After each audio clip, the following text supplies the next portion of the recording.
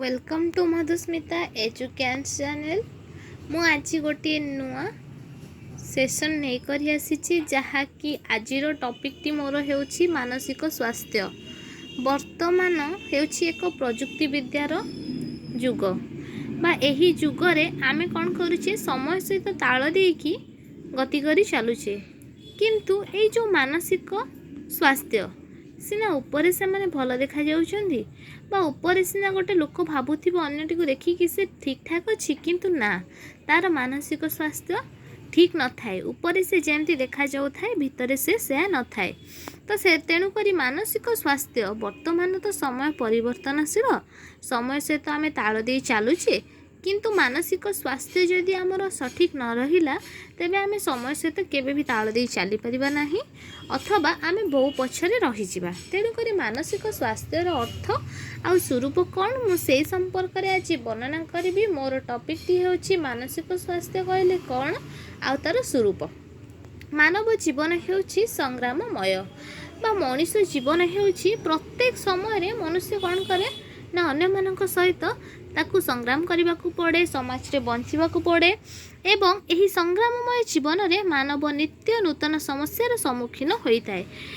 जहाँ भी हो पिला माने आमे कौन करू जेहेतु आमे समाज रे बंचू बा गोटे परिवेश रे बंचू, जहाँ भी किसी असुविधा हुए आमको कौन करिया को पड़े असुविधार नुआ नुआ सामना करिया को पड़े बा असुविधा गुड़िक आम पाई नुआ नुआ लगी थाए एवं एही समस्या समाधान करबा पाई उपयुक्त मानसिक स्वास्थ्य आवश्यक।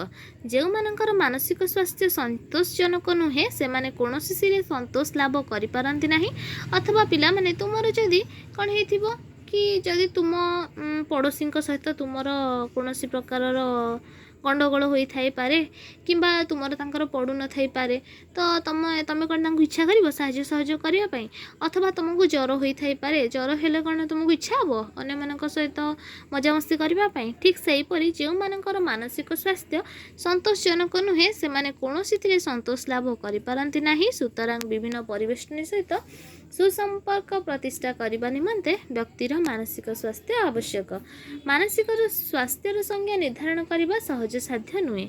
तेणुक व्यक्तित्वर उपयुक्त विकास निमित्त दैहिक स्वास्थ्यर आवश्यकता रही जेपरी प्रयोजन मानसिक सुस्थता मध्य सेहीपरि गुरुत्वपूर्ण।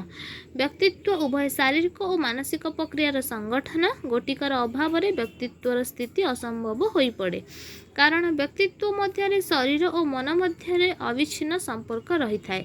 व्यक्तिर शारीरिक स्वास्थ्य जेपरी खाद्य पानी और बासगृह प्रभृति नानाविध बाहिक आवश्यक तथा आभ्यंतरीण अवस्था पर निर्भर करे, सेहीपरि मानसिक स्वास्थ्य मध्य व्यक्तिर विभिन्न आवेगिक अभिज्ञतामूलक अनुभूति तथा अभिलाष इत्यादि अवस्था पर निर्भर करे।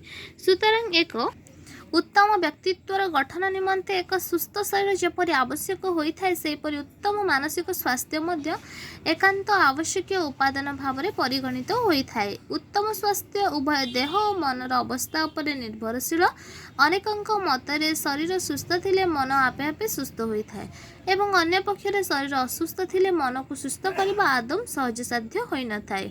मात्र ए प्रकार धारणा सबू ठीक होई न थाए, अर्थात एक सुस्थ शरीर एक सुस्थ मनर एकमात्र परिमापक एवं एक सुस्थ मन जे सुस्थ शरीर उपर संपूर्ण भाव निर्भर करिथाए यह सब बेले ठीक होई न थाए। अनेक लोक शारीरिक सुस्थता उपभोग करुथिले मध्य सर्वदा मानसिक अशांति रे कालतीपात करिथांती।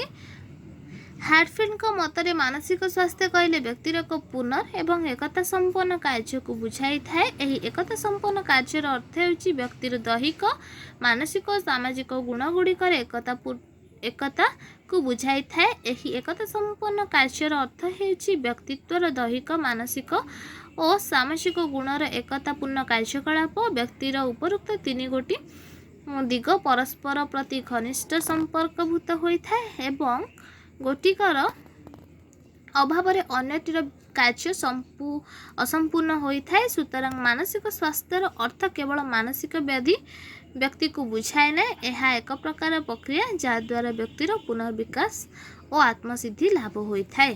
पिला माने आज मोर सेशन थिला मानसिक स्वास्थ्यर अर्थ। मोर नेक्स्ट क्लास रे मु मानसिक स्वास्थ्यर स्वरूप संपर्क में वर्णना करी। आज सेसन टी भल होते निहाती रूपे मो चैनल को गोटे लेखाएं लाइक कर। आज मो सेसन को वाइंड अप करुच्ची। जय जगन्नाथ।